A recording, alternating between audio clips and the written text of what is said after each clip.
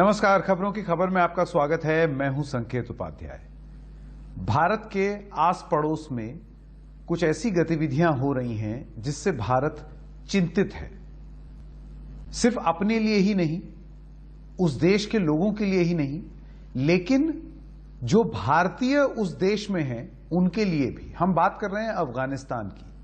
लेकिन खबरों की खबर में, जैसे कि हम हमेशा करते हैं, सबसे पहले खबर को समझना बहुत जरूरी है कि वहां हुआ क्या और क्यों भारत चिंतित है भारतीयों के लिए। तो आइए एक एक करके आपको बताते हैं कि वहां पर क्या बदलाव हुआ जिसकी वजह से ऐसी स्थिति उत्पन्न हुई है। तो सबसे पहले आपको ये बताते हैं कि अफगानिस्तान में क्या चल रहा है। 31 अगस्त तक यूनाइटेड स्टेट्स के सभी सैनिक वहां से चले जाएंगे। यह सबसे बड़ा बदलाव हुआ वहां पर। वहां की जो स्थिति थी, 20 साल से अमेरिकी सैनिक वहां पर तैनात थे। अमेरिका अपने 90% सैनिक वापस बुला चुका है। अब सिर्फ 10% अमेरिकी सैनिक वहां पर बचे हैं, जो पीक थी उससे अगर आप तुलना करें तो। अमेरिकी सैनिक लौटते गए और इसी श्रृंखला में तालिबान वहां पर बढ़ता गया। जिस चीज को रोकने के लिए वो वहां गए थे अमेरिकी सैनिक, वो जैसे जैसे वो हट रहे हैं, तालिबान का दबदबा वहां पर बढ़ रहा है। 3 दिन में 4 प्रांतीय राजधानियों पर तालिबानी कब्जा होने की बात अब बताई जा रही है। उत्तरी अफगानिस्तान में तेजी से तालिबान की ग्रोथ बढ़ रही है। नॉर्थ अफगानिस्तान में मजार शरीफ पर भी तालिबानी कब्जे की आशंका बताई जा रही है। तो अब आप समझ सकते हैं कि यह मामला कितना गंभीर है कि यूएस की ट्रूप्स वहां से हटी और वहां पर तालिबान का कब्जा एक बार फिर से शुरू हुआ। समांगन की राजधानी पर भी तालिबान का कब्जा बताया जा रहा है। हेरात में तालिबान ने 3 तरफ से हमला किया है। फराज शहर के बड़े हिस्से पर तालिबान काबिज है।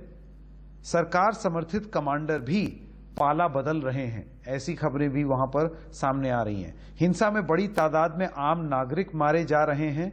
आपको याद हो, कुछ दिन पहले भारतीय पत्रकार दानिश सिद्दीकी की भी हत्या हुई थी और अब जो खबरें आ रही हैं उनको आइडेंटिफाई करके, चिन्हित करके और ये पहचान करके कि वो भारतीय हैं, तब उनको मारा गया। यानी कि इस तरीके की हिंसा। युद्ध क्षेत्र में दानिश की तालिबान ने हत्या की थी। ये ऐसा मामला नहीं था कि एक जाने अनजाने में कोई चीज हो गई हो। आइडेंटिफाई किया गया उनको और उसके बाद मारा गया। तो इस तरीके की स्थिति वहां पर हो गई है। अब विदेश मंत्रालय ने क्या एडवाइजरी दी है, जो हमारी सरकार है उसने क्या बोला है। उनका यह कहना है कि अफगानिस्तान से फौरन भारतीय नागरिक निकले। हालात बिगड़ने से पहले अफगानिस्तान छोड़ दें भारतीय कंपनियां अपने कर्मचारियों को वहां से निकालें। कारोबारी उड़ानें बंद होने से पहले कर्मचारी लौटे। यानी कि जितने भारतीय वहां पर हैं, कहीं अगर ऐसी स्थिति हो गई कि वहां पर फ्लाइट्स बंद हो गई तो बहुत दिक्कत हो जाएगी। तो इससे पहले कि ऐसी स्थिति उत्पन्न हो, आप निकलिए वहां से। यह भारत की तरफ से एक एडवाइजरी दी गई है। अब अफगानिस्तान में भारत का कितना योगदान रहा है या कितने भारतीय वहां पर हैं कि एडवाइजरी देनी पड़ रही है, आइए उस पर थोड़ा प्रकाश डालते हैं। तो तकरीबन हर प्रांत में भारतीय परियोजनाएं चल रही हैं और जब भारतीय परियोजनाएं चलेंगी तो जाहिर सी बात है उसमें भारतीय लोग होंगे और जब भारतीय लोग वहां पर होंगे तो चिंताएं बढ़ रही हैं क्योंकि वहां पर तालिबान का दबदबा बढ़ रहा है। इन परियोजनाओं में भारत के रणनीतिक हित भी हैं। 500 परियोजनाओं पर काम संपन्न है या जारी है। $9 करोड़ से काबुल में संसद भवन भारत ने बनाया है। कई सड़कें, बांध, बिजली स्टेशन सब भारत ने बनाए। जरांस में 218 किलोमीटर लंबा हाईवे बनाया भारत ने। तो जाहिर सी बात है भारत से बहुत सारे इंजीनियर्स, बहुत सारी टीम्स वहां पर तैनात हैं। जारांस सड़क परियोजना की लागत $13 करोड़, मतलब इतना निवेश भारत ने किया अफगानिस्तान बनाने में। और कई शहरों में स्कूल और अस्पतालों का निर्माण भी भारत ने किया है। तो क्योंकि इतना कुछ भारत का योगदान रहा है अफगानिस्तान में, उसकी वजह से बहुत सारे भारतीय भी वहां पर हैं।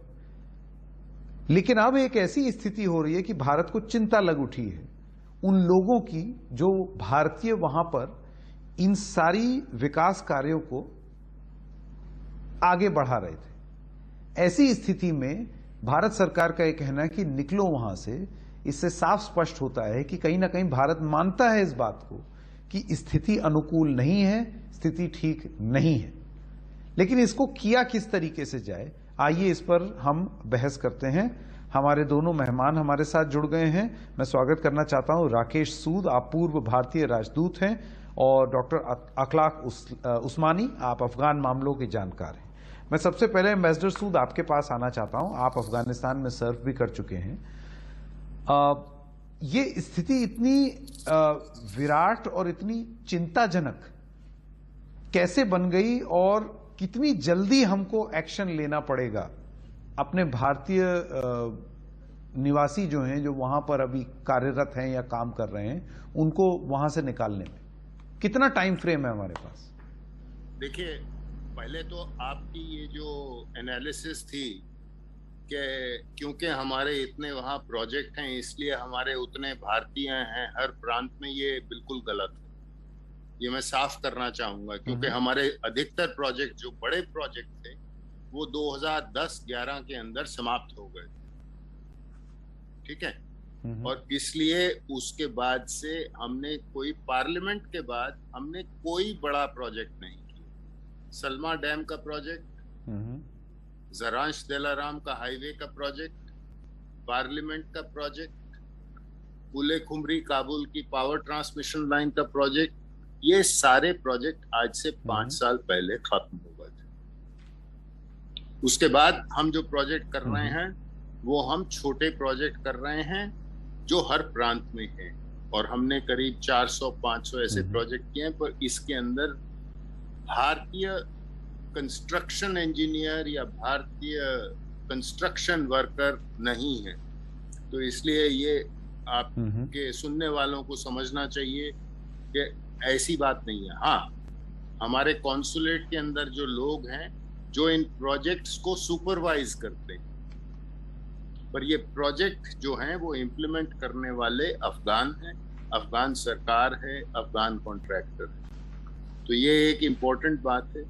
उसके बावजूद ये हमारी जिम्मेवारी है कि जितने भारतीय वहाँ हैं, और हमारे भारतीय लोग सिर्फ इंडियन प्रोजेक्ट पे काम नहीं करते हैं, हमारे भारतीय लोग जो हैं वो कई सारे अंतरराष्ट्रीय प्रोजेक्ट्स पे भी काम करते हैं। मसलन यूएन में भी हैं, मसलन अमेरिका के जो प्रोजेक्ट हैं उसमें भी काम करते हैं। क्योंकि इंडियंस जो हैं वो एक्सपैट इंडियंस वो कई जगह से आते हैं वहां पर, और जब तकलीफ होती है तो वो नेचुरली इंडियन एम्बेसी की तरफ ही रुख करते हैं, क्योंकि वो भारतीय नागरिक हैं। तो उनकी एक तवज्जो है कि हमको भारतीय दूतावास से ही संपर्क करना चाहिए।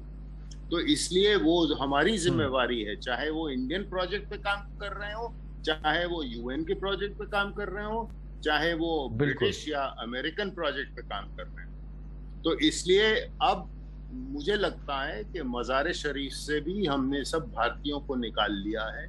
अब काबुल का मसला है, काबुल में जितने भारतीय हैं वो काबुल में हैं। अब काबुल के ऊपर तालिबान का दबाव किस तरह पड़ता है ये देखना पड़ेगा, और काबुल एयरपोर्ट कब तक खुली रह सकती है ये सबसे बड़ा मुद्दा है।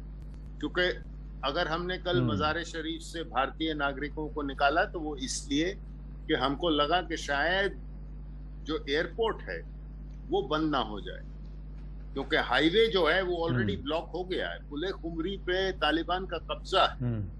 पुले खुमरी जो है वो मज़ार शरीफ और काबुल के हाईवे के बीच में आता है।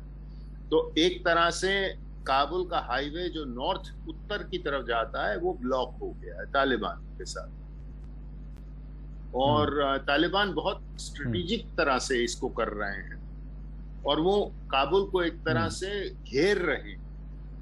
अब उसके बाद आगे क्या होता है ये देखने की बात है। बिल्कुल।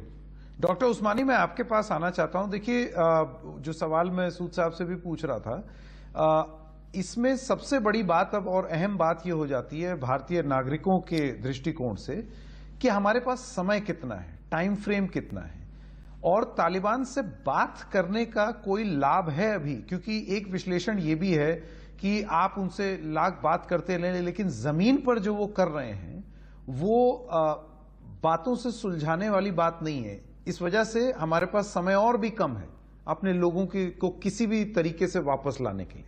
आप किस तरीके से देखते हैं इसे? देखिए, समय तो बिल्कुल भी नहीं है। भारतीय विदेश मंत्रालय ने यह कह दिया है कि जितनी जल्दी वहां से निकल सकते निकल जाएं। हमारे अफगानिस्तान का जो मैप है वो बहुत ही डाइवर्स है। हमारे 2 कॉन्सुलेट बंद हो चुके हैं। कंधार में हमारा दफ्तर करीब 1 महीने पहले बंद हो गया। मज़ार शरीफ को हमने मंगलवार को बंद कर दिया। और आम हिंदुस्तानी जो वहां पर रह रहे हैं किसी भी वजह से उनको निकलने के लिए कह दिया गया फौरन। मैं संकेत आपका ध्यान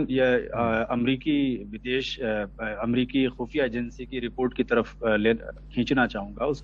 उसकी रिपोर्ट आज ही छपी है कई न्यूज वेबसाइट पर, जिसमें कहा गया है कि 90 दिन में तो ये सरकार रहेगी भी नहीं। तालिबान का काबुल पे और सब जगह कब्जा हो जाएगा। 3 महीने की डेडलाइन अमरीकी इंटेलिजेंस ने दी है। पिछले 24 घंटे में 3 स्टेट ऐसे हैं जो खो दिए हैं काबुल की सेना और पुलिस और सरकार ने। पिछले 1 सप्ताह में 6 स्टेट खो चुका है वहां की गवर्नमेंट।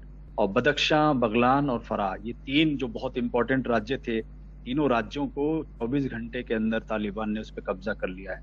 तो अभी जो टैली है ऐसे भी दिखा रहे हैं, लेकिन मैं इसमें थोड़ा नंबर ऐड करना चाहूंगा, जो कि वॉर को कवर करने वाली एक वेबसाइट है जो बहुत ही लॉन्ग वॉर जर्नल उसका नाम है। उसका कहना है कि 233 जिलों पर तालिबान ने कब्जा कर लिया है। उसको वो प्रोविंस भी बोलते हैं, हम लोग राज्य समझते हैं, वो एक्चुअल में उस जिले की साइज के हैं। तो आप इसको समझिए, 233 जिले जो हैं उस पर तालिबान का कब्जा हो गया है। 109 पे फाइट चल रही है और 65 अकेले ऐसे हैं जो सरकार के पास बचे हैं। अब इसमें बड़ी इंटरेस्टिंग बात, मैं एम्बेसडर एक्सीलेंसी सूद की बात से इत्तेफाक रखूंगा कि वो स्ट्रेटेजिकली काबुल चारों तरफ से न सिर्फ काबुल को घेर रहे हैं, बल्कि अंतर्राष्ट्रीय जितने बॉर्डर हैं उन सब पे भी तालिबान ने कब्जा कर लिया। तुर्कमेनिस्तान बॉर्डर पे एक भी डिस्ट्रिक्ट ऐसा नहीं बचा है जहां पर अफगान की सेना काम का वहां पे कब्जा हो। इसी तरीके से ईरान बॉर्डर पूरा खाली हो गया। कुछ इलाके ऐसे हैं जो पाकिस्तान बॉर्डर से लगे हुए हैं और वहां पर अभी भी गवर्नमेंट के जो सेनाएं मौजूद हैं। तो स्थिति बहुत ज्यादा खराब है और मुझे ऐसा लगता है कि समय तो बिल्कुल भी नहीं है। आप अफगानिस्तान को फौरन किसी मदद की जरूरत है, लेकिन अमेरिका और नेटो ने जिस तरह से हाथ खींचा है, मुझे लग रहा है कि दक्षिण एशिया में स्थितियां भी काफी खराब होंगी। बिल्कुल बिल्कुल। आप दोनों का बहुत बहुत धन्यवाद इस जानकारी के लिए। और ये चिंता करने वाली बात भी है जिस तरीके से एम्बेसडर सूद और डॉक्टर उस्मानी बता रहे हैं। समय ज्यादा नहीं है हमारे पास और लोग अपने आप से एयरपोर्ट बंद होने से पहले जल्दी से जल्दी लौट आएं। इससे पहले क्या सरकार को एक ऐसी चीज करनी चाहिए, ऐसा प्रयास करना चाहिए जिसमें सरकार लोगों को वहां से एक विशेष मुहिम के तहत लेकर के आए। आइडेंटिफाइड तो होंगे ही, हमें पता ही होगा कितने लोग हैं। तो ये मुहिम छेड़ना जरूरी है कि इससे पहले कि एयरपोर्ट बंद हो जाए हम वो कार्रवाई अभी से ही कर लें।